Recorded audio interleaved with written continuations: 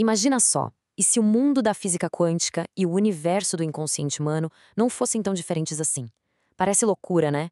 Mas por 26 anos, duas das mentes mais brilhantes do século XX, um físico pioneiro e um psicanalista revolucionário, trocaram cartas tentando responder exatamente a essa pergunta. A gente vai mergulhar fundo nessa correspondência extraordinária.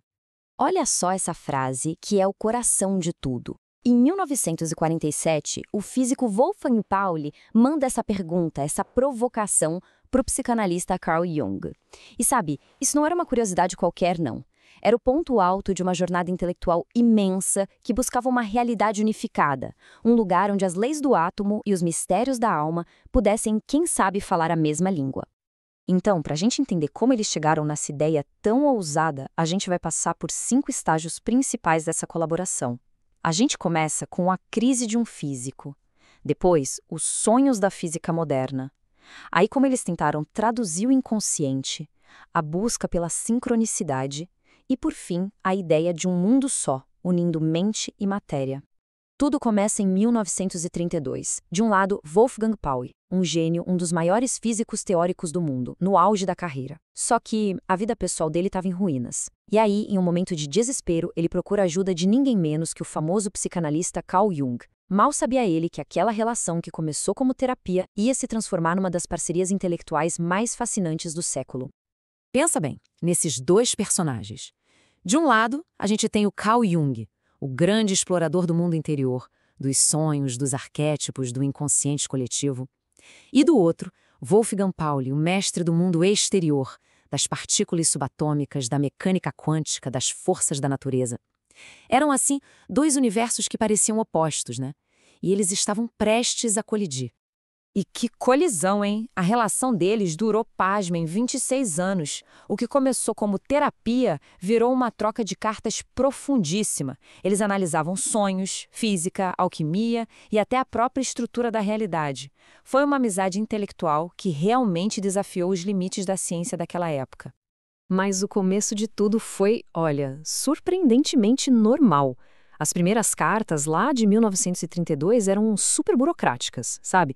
Era só o Jung e o Pauli marcando e remarcando consulta, coisa bem prática. Não tinha nada ali que indicasse a revolução intelectual que vinha pela frente. Quem ia imaginar que aqueles bilhetinhos dariam início a uma busca para conectar a física do átomo com a psicologia da alma? Foi aí que algo extraordinário aconteceu. A relação deixou de ser só de terapeuta e paciente e virou uma colaboração intelectual única. O Pauli começou a ter uns sonhos que não falavam a língua da psicologia. Eles falavam a língua da física. E o mais incrível é que o próprio Pauli descreveu isso numa carta de 1935. Ele sacou que o inconsciente dele não estava usando símbolos comuns, não. Estava se comunicando pela linguagem que ele mais dominava no mundo, a física teórica. Era como se a psique dele estivesse por conta própria tentando construir uma ponte entre esses dois mundos. E olha, não eram uns termos vagos, não. Eram conceitos super técnicos. Pauli sonhava com núcleo radioativo, com separação de isótopos, com ressonâncias, estrutura fina.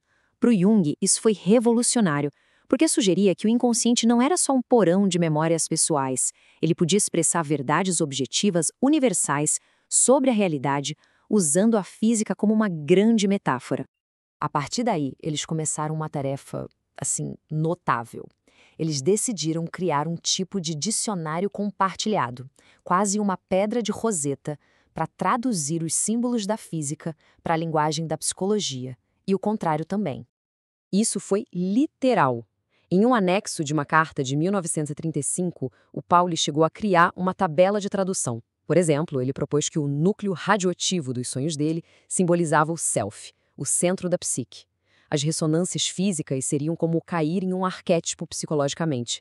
Eles estavam, na prática, criando uma língua nova para conectar esses dois mundos. O Jung, claro, ficou fascinado com isso. Na resposta, ele concordou na hora. Para ele, o núcleo radiativo era um símbolo perfeito para a energia que vem do inconsciente coletivo, a grande fonte da consciência. A ponte entre os dois mundos estava sendo construída ali, carta por carta. Ok. Uma vez que eles estabeleceram essa linguagem em comum, surgiu uma nova pergunta, ainda maior. Se os símbolos do mundo de dentro podiam espelhar as leis do mundo de fora, Como é que esses dois mundos se conectam de fato? E essa pergunta levou eles a questionar um dos pilares da ciência, a ideia de causa e efeito, a causalidade. Eles começaram a pensar: será que todas as conexões são de causa e efeito? E se alguns eventos estiverem conectados não por uma causa, mas por um significado? Sabe aquelas coincidências que parecem ser mais do que só acidentes?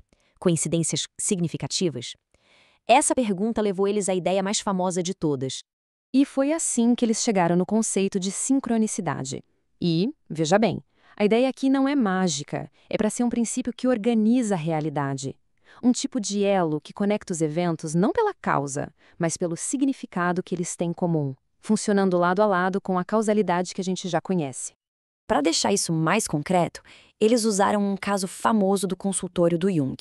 Imagina a cena: uma paciente, cuja análise não ia para frente, conta para ele um sonho que teve com um escaravelho de ouro. No exato momento em que ela está contando o sonho, algo bate na janela. O Jung vai lá, abre e pega o inseto. Era um besouro verde dourado, o mais perto de um escaravelho que existia ali na Europa. Para o Jung e o Pauli, não tinha uma ligação de causa entre o sonho e o besouro, mas a conexão pelo significado era inegável. E essa coincidência significativa destravou a terapia da paciente. Essa busca pela sincronicidade acabou levando os dois à conclusão lógica de toda essa jornada, a visão mais ambiciosa de todas, a de uma realidade que, no fundo, é unificada. Um mundo onde aquela separação que a gente faz entre mente, o mundo de dentro, e matéria, o mundo de fora, começa a desaparecer. Eles resgataram um termo da alquimia para isso: unus mundus, que significa um só mundo. A hipótese deles era que a física e a psique não são duas coisas separadas que interagem. Na verdade, seriam manifestações diferentes de uma única realidade, muito mais profunda. É desse um só mundo que tanto a matéria quanto a mente surgiriam.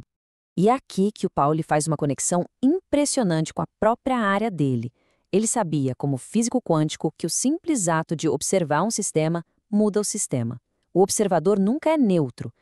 Mas aí ele deu um passo além, um passo bem radical. Ele pensou: se os fenômenos dependem de como a gente observa, será que não existem também fenômenos que dependem de quem observa?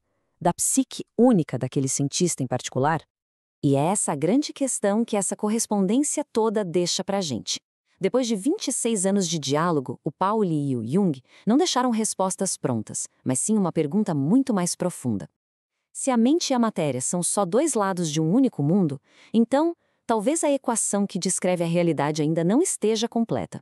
Talvez falte uma variável fundamental, a própria consciência. Fica aí a reflexão.